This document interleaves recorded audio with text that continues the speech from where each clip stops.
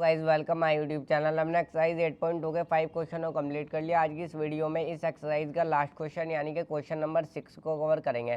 तो देखो क्या बोला गया, A B C is a triangle right angle at C. A B C जो है एक राइट एंगल ट्राइंगल है और राइट एंगल जो है हमारा सी पर है। राइट एंगल यानी कि 90 डिग्री का एंगल।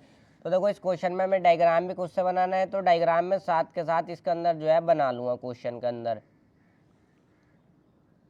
तो सबसे पहले जो है एक राइट एंगल ट्रायंगल मैंने बना लिया, इसको जो है नेमिंग रख दूंगा, इसको मैं ए पॉइंट रखूँगा, यहाँ पर मैं बी, और right angle at C, right angle जो है हमारा सी पर है यानी कि 90 डिग्री का एंगल, तो यहाँ पर मैं सी रखूँगा। ये जो है मेरा राइट एंगल है यानी कि 90 डिग्री का एंगल है। इतना हमने डायग्राम बना लिया। अब आगे क्या लिखा हुआ है, a line through the mid point M. अब हमें जो है एक लाइन ड्रॉ करनी है मिड पॉइंट एम के through of hypotenuse A B and parallel to B C intersect A C at D. अब देखो किस तरीके से लाइन ड्रॉ करेंगे।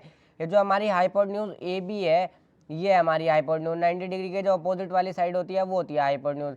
हाइपोटेन्यूज का जो है हम मिड पॉइंट लेंगे। यहाँ पर मिड पॉइंट जो होता है एकदम लाइन के बीच में होता है, लाइन को जो है दो इक्वल पार्ट्स में डिवाइड करता है। एक मिड पॉइंट रख लेना। हाइपोटेन्यूज ए बी का जो यहाँ पर एम मिड पॉइंट है उसके थ्रू हम जो है एक लाइन ड्रॉ करेंगे यहाँ पर। तो यहाँ पर इस पॉइंट को मैं क्या रखूँगा, इसको एम रखूँगा, मिड पॉइंट को।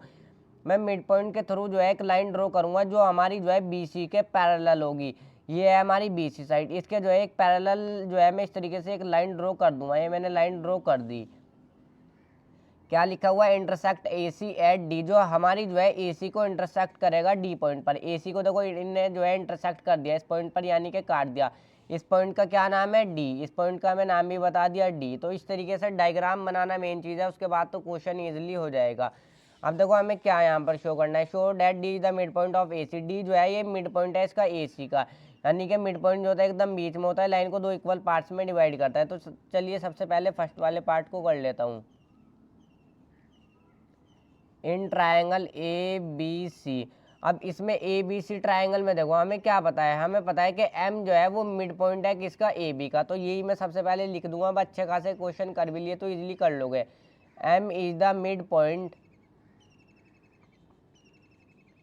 M is the mid point of A B. M किसका मिड पॉइंट है, इसका ए बी का।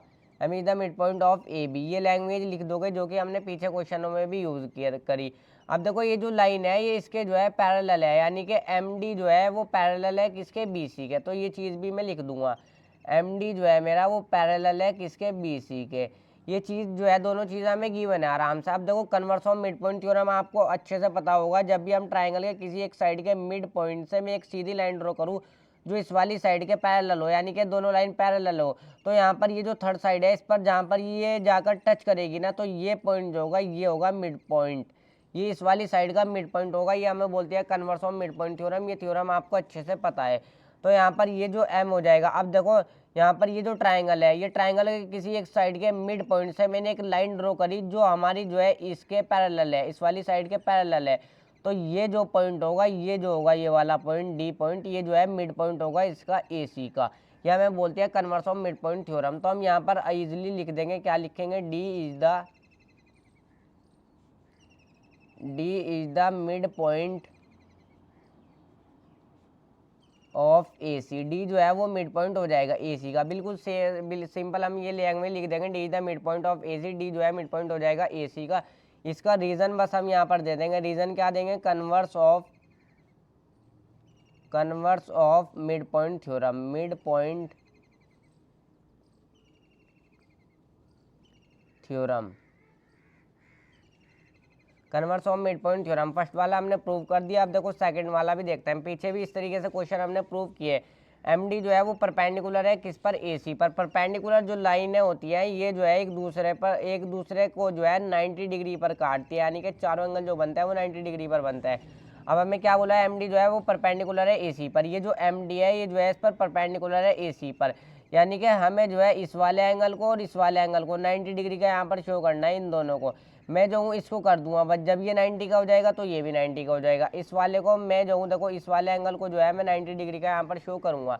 तो यहाँ पर फिलहाल मैं एक ही एंगल रख लूँगा, इसको जो है मैं एंगल डी नाम यहाँ पर क्योंकि दे सकता हूँ ईजिली। अब देखो एम डी जो है वो पैरेलल है किसके, बी सी के। एम डी जो है ये जो है पैरेलल है किसके, बी सी के। सेकंड वाला पार्ट कर रहा हूँ अब मैं। एम डी जो है पैरेलल है किसके, बी सी के। तो यहाँ पर एक चीज़ समझने की है, हमने एक्सरसाइज 8.2 का क्वेश्चन नंबर 5 किया रहा था। ये देखो, जब भी दो पैरेलल लाइन होती है और उसको एक ट्रांसवर्सल लाइन कट करती है, तो इस पर हमने एंगल रूल पढ़े थे चैप्टर 6 में बहुत अच्छे से।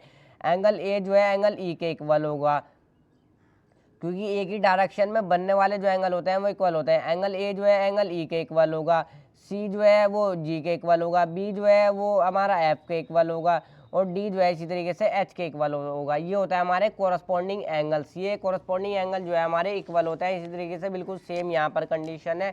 क्या कंडीशन है? देखो, दो पैरेलल लाइन है इस तरीके से, एक तो हो गई एम डी और एक हो गई हमारी बी सी। तो ये वाली जो है एक ट्रांसवर्सल लाइन हो गई इस तरीके से।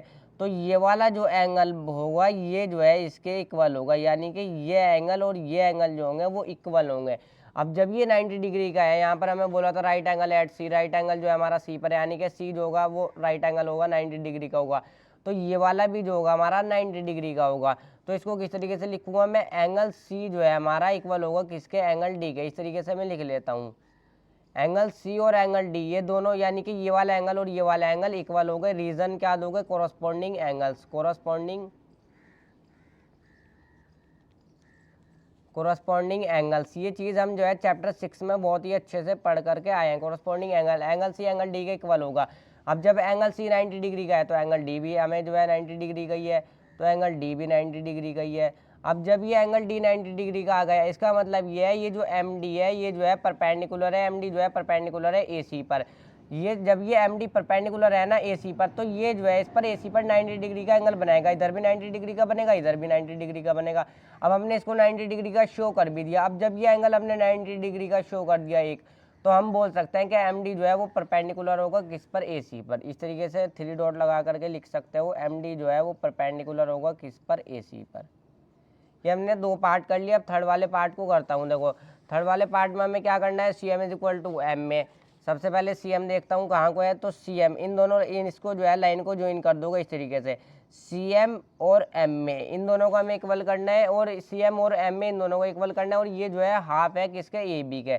ए बी का सी एम भी हाफ है ए बी का, और एम में भी हाफ है ए बी का। इस चीज़ को शो करना है, तो ये भी बिल्कुल आसान है। इसको किस तरीके से करूँगा?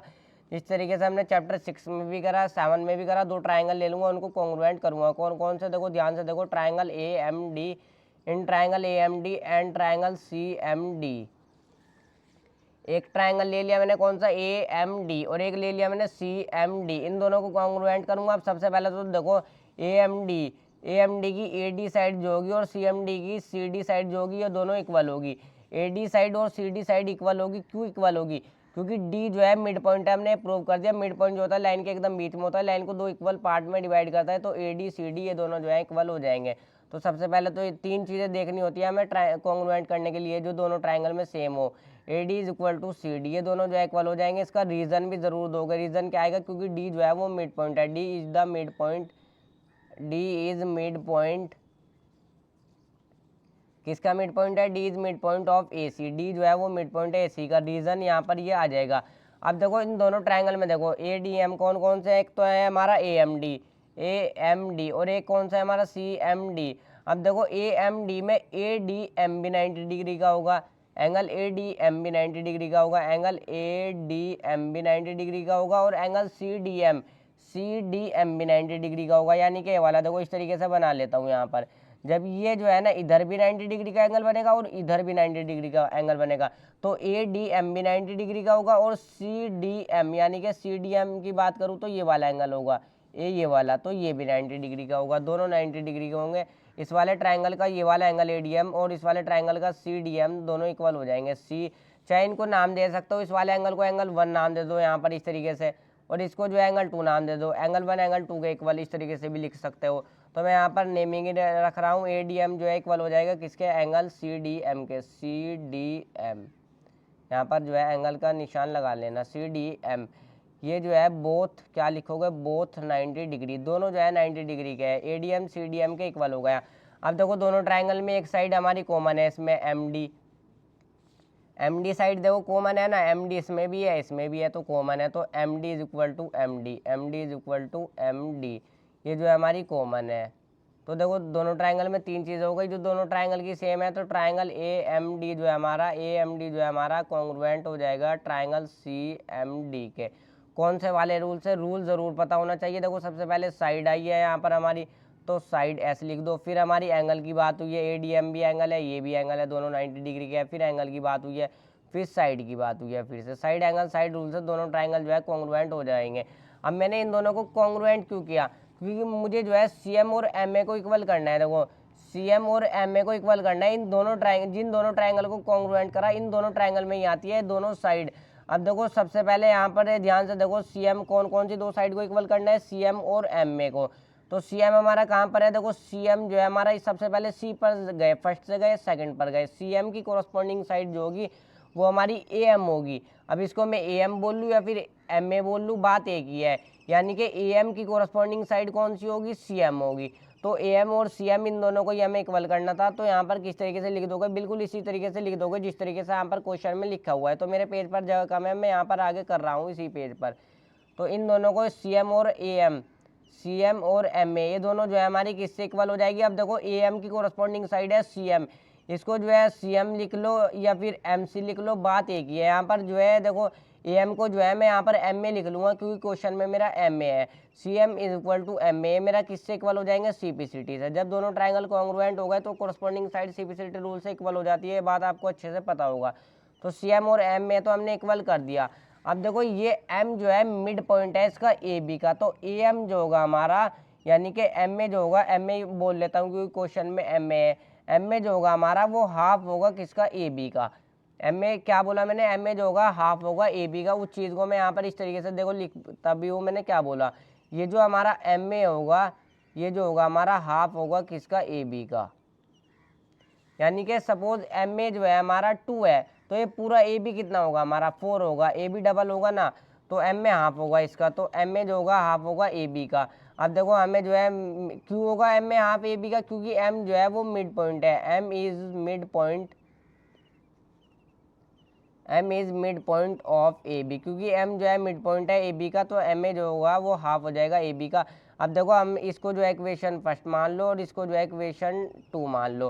फ्रॉम फर्स्ट और सेकंड से हमारा क्या आ जाएगा, फ्रॉम फर्स्ट एंड सेकंड।